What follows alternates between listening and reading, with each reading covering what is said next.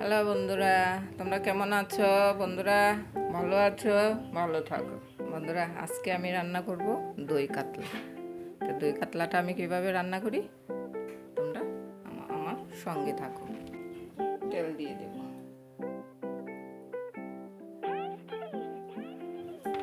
লবণ হলুদ দিয়ে মাছটা ভেজে নেব। তেল গরম হয়ে গেছে, মাছটি দিয়ে দেব।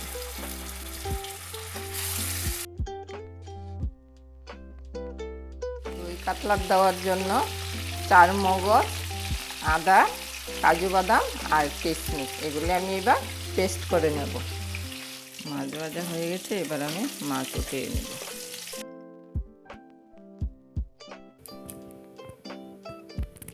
এবার ফোড়নে দিয়ে দেব তেজপাতা, গরম মশলা, জিরা।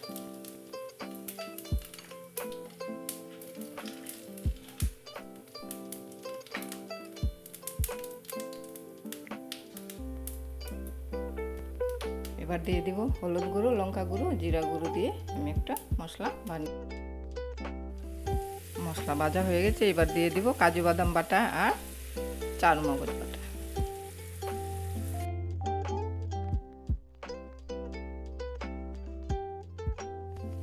এবার দিয়ে দিব 1 চামচ চিনি। এবার দিয়ে দিব ফেটিয়ে রাখা টক দই।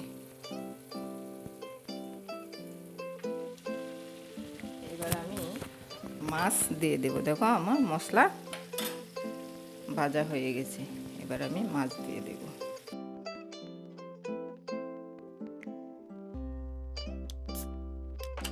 এবার আমি পরিমাণ মতো জল দিয়ে দিব। মাছটি যেন ঝুলে সিদ্ধ হয়ে যায়, আমি একটু ঢাকা দিয়ে রাখব। আমি তো ঝুলে লবণই দিইনি, কালিয়াতে লবণ দিইনি। আমি এবার পরিমাণ মতো লবণ দিয়ে দিব। আমার ঠাকুমা তারা বলতো, কি করবে রাজার বেটি, লবণ না দিলে ঘিও মাটি হয়ে যায়।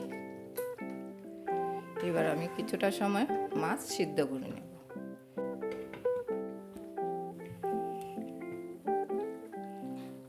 সবার লাস্টে দিয়ে দিব গরম মশলা। বন্ধুরা, আমার রান্নাগুলি তোমাদের কাছে ভালো লাগলে লাইক করো, শেয়ার করো, আমার চ্যানেলটা সাবস্ক্রাইব করে আমার চ্যানেলের সাথে থাকো।